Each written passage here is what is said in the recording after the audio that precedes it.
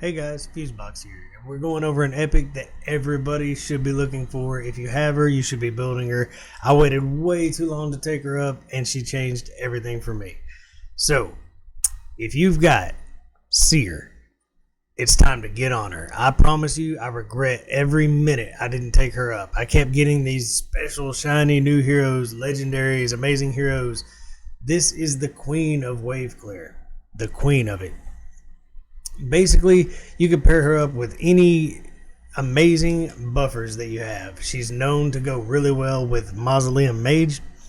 He pops up a ton of buffs. You can put a couple more people that buff up. She strips those buffs. Let's look at her kit and let's go over it. This is what it's all about. Let's start with Karma Burn. She strips all buffs off of your team, off of the enemy team, and for each one she strips, she inflicts extra damage on an enemy max HP damage move. This is absolutely ridiculous. It increases for every single buff. You could have 5 on all 5 of your heroes. That's 25 buffs. There might be 2 or 3 on all your enemies. The numbers can get outrageous. She can quickly melt through a team and just crush through waves. This does inflict less damage to bosses, but it still does big damage. It just doesn't do Royal Guard or Cold Heart damage for an enemy max HP type move. But they nerfed it because it would be ridiculous. I mean, honestly, if they didn't do that, you would hit harder than anybody in the game on a boss. So she has big hits on a boss, bigger than your other average players, but she gets through waves so well. And I built her out because I realized I needed her. In Doom Tower, when you start getting into the harder stages, well, let's go over her build. It's pretty simple. The most important thing is crit rate and crit damage. Above all else, I do have her in a Savage set. That's great. But you want crit rate and crit damage. She could be built much stronger than this. You could definitely raise your attack higher than this. You have to have accuracy. You have to. You can build her. She can be the slowest on your team. I don't plan on leaving her in 4-star speed boots, but right now I got all the other stats that I need out of her. I'll make her a little bit faster. But she can go after everybody puts up their buffs and then strip away any nasty buffs. You could be up against unkillables, no damage buffs. You could be up against increased defense, strengthen, and she's just going to take all of those off and then wipe that wave using those buffs to strengthen her when she does it. Her other moves are pretty simple. She brings her own buffs. Let's get back in here. Her A2, she actually does bring an increased crit rate for your whole team, and she does weaken the entire enemy team, which is useful on its own. These buffs, if you don't get back around to Karma Burn, still help you kill the enemy team, so she's great still. Her A1 is simply a single target attack. It does have a 15% chance of giving her an extra turn. Extra turn is great for her because it gets her back to that Karma Burn, and that's what it's all about. Her aura is a resist in all battles, which is okay if you need it. Masteries, you can build this any way you want, but you're going to either choose Helm Smasher for big hits every now and then, or you can take Flawless Execution for a more consistent damage output. Either one will work just fine. You're obviously going to take crit into crit damage, and she kills. I like Cycle of Violence to get her back to Karma Burn. Same reason I took Cycle of Magic. Accuracy, increased turn meter when her buffs expire or are removed because she removes them herself. So this is a good bit. And then when she's not doing Karma Burn, Lasting Gifts is fun. Master Hexer is fun. She does put asleep. Anybody she doesn't kill with Karma Burn, she actually lands asleep. So you can use her anywhere that you need to remove buffs. And she doesn't just remove buffs. She wipes waves. So let's go into the Doom Tower, since this is she's like the queen of Doom Tower. Wherever you are, we might actually go into. We could get. Let's see. I'm looking for lots of buffs. I think I just clicked the same wave. Look, there's got a couple of Seers right there, huh? We may go into normal up to the top, because I know that these waves start getting pretty nasty up here. Some of these waves, we're looking for a lot of buffs. that one with Sir Nyx. This might be a good one. Let's just watch her playthrough. And all I'm doing is bringing a ton of buffs and Seer, basically.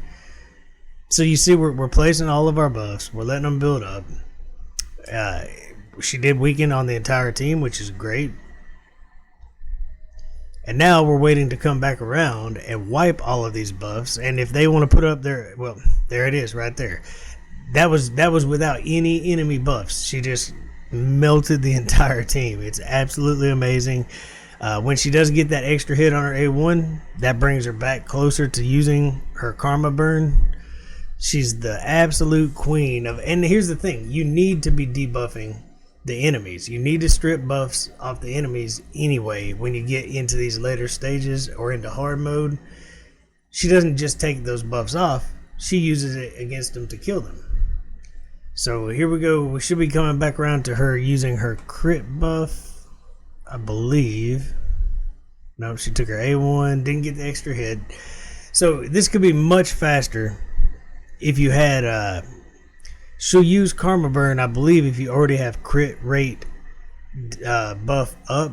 So we're gonna try, there's a character after we get done with here. We should be able to see karma burn one more time here. Will it be a strong one? She did use her buffs. So we got lots of buffs going on now. There's a few on the enemies. They have a shield up, some of them.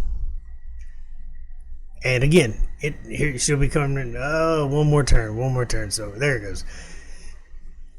She doesn't really care if it's unkillable. Whatever they have on them, she's gonna strip it right off of them. Okay, so if you, I'm gonna test this right now.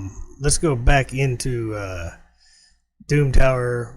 Win or lose, what I want to see is if you bring Broadmaw, you can fuse him anytime you want, as many times as you want. He's not an amazing hero, but he's useful for the faction, the Lizardmen faction.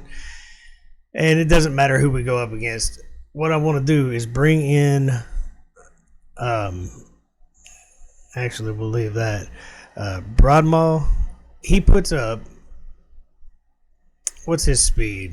He doesn't have to be too fast. Let's see. He's faster than her. That's all that matters. If he uses increased crit rate, I think she'll use Karma Burn on the first turn, making this quicker to wipe through the first wave. So there he put it up. She used Karma Burn. Excellent synergy. That's why Mausoleum Mage is so good. He throws up, I believe, 3 buffs, and one of them is the increased crit rate. So the AI, if it sees that up, she'll skip that move and move on using Karma Burn.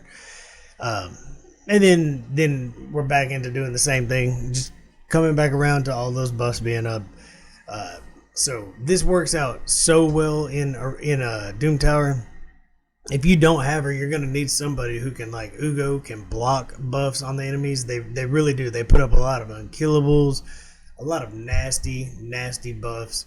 You can strip them off and use them against the enemies to actually kill them. As simple as that. And then look, you see how the sleep lands if you don't kill them? Absolutely amazing. Now, who's with me? It's time to buff sleep, right? The sleep debuff needs to be buffed. Why can't it be like you put them to sleep, and then if you hit them, you startle them, and they come awake with, they lose 25% of their turn meter, or they lose 50% accuracy for one turn because you startled them from their sleep.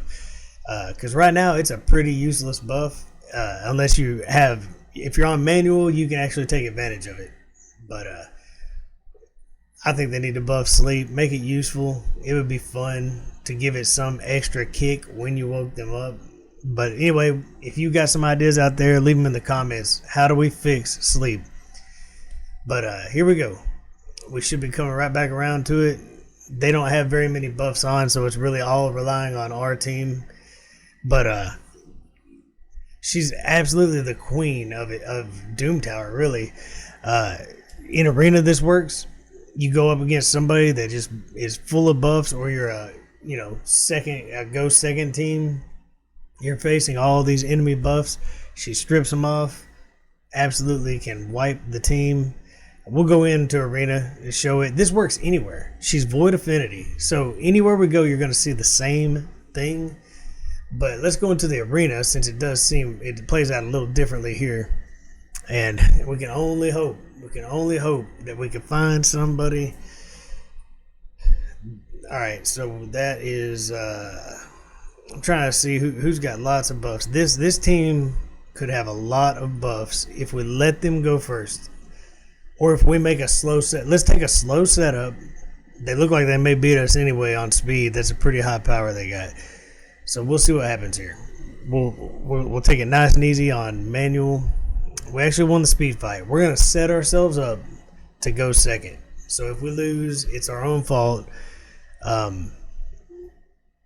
Who do we want to... Alright. Here we're just gonna give ourselves all our buffs, and we're even gonna wait. Like right now we could take a big hit. That's a lot of buffs to strip, but we're gonna go ahead and keep buffing ourselves up. And now they have shield, so there's 5 extra buffs on their end of the... All we gotta do is get back to Karma Burn and still be in one piece. So maybe we could freeze a couple of them, hold them in place for now. No. Provoke, decrease attack, stun. See if we can control them with some provokes. No, they have block debuffs up. We basically... I'm going to go ahead and let him put... I'm going to let him put up ally protection. I'm going to let her put up any buff she wants. Well, here we go. Look at all these buffs on both teams. Scary looking fight. But all that disappears and we wipe the team. She's absolutely amazing and fun to play with. Fun as can be. And when you really, you can have a stronger build than I have, clearly. But if you're in Doom Tower and you're not killing everything, or everything's moving so fast, there's not enough buffs to strip off, she still does huge damage and puts them to sleep. And real quick, again, another reason I need to build up Grunch Killjoy. You can go to like the dragon, and you can go to the last stage, and when he takes that hit, he's gonna put like 3-4 poisons on everybody. Well, Grunch Killjoy turns every one of those into a bunch of continuous heals, and then next you got Karma Burn. She strips all those new buffs that he just created off, and it's an absolutely sick move. I do not have Grunch Killjoy on this account, and I do not have Seer on my other account, so I can't show it off. But we don't have to drag it out. She's absolutely amazing. On her build, you could easily improve upon mine. Savage Gear she's all about just wrecking people. But if you wanted Relentless just to get moving through her skills more, so you could get it, off more often, that Karma Burn, that would work. There are heroes like Renegade who can kind of decrease the cooldowns on your skills. Painkeeper, Kymar is absolutely the best, so that you can go in, pop a bunch of buffs, wipe the first wave, second wave, reset, kill everything, and then you're off to the boss. She gets you through the waves, and everybody else does the job on the boss, and she's still strong there too. And absolutely amazing in Faction Wars. It just so happens my orcs, I need to work on them badly, but my microphone went out, so this is my second recording. She brought me through the first boss. She brought me through stage 15. I need to get Vrask built up and replace Gaelic, and I need to go ahead and finish out Tuhawk, and I think this team will absolutely rock. But here we go. We'll go ahead and push stage 16 without me trying. Full auto. It's always better if you manual it. But we're gonna probably lose Gaelic, and we're probably gonna lose Tuhawk at some point. But in the end, she's absolutely amazing in Faction Wars. So she gives me the increased crit, which helps a ton. And then here, if we can just get out enough buffs, or if the enemies will put up enough buffs, we'll Karma Burn them. That was a really weak one. She used it at the wrong time there. And you always hope for that extra hit on that A1. It's really there just to get her cycling through her moves. But there's a handful of buffs. We should be able to wreck right through this. The timing's a little off. She keeps buffing me, and then we get through. But she's absolutely bringing her up to level 60. During this last event, pushed me right through a boss and 2 more. The only thing is, I need to go ahead and sturdy up this team with Vrask and take 2 Hawk all the way up. That way, this team will be 100% solid, and I can probably start pushing all the way on finishing it. But I like to get my 3 stars as I go, so I'm going to focus on that. 100% amazing. If you have her, congrats. It's definitely somebody needs to be on your wish list. There is a 2X coming this weekend for Void Shards. If you can get your hands on Seer, you're a winner. She's a legendary, I promise you. That's it, guys. Until next time, enjoy the grind.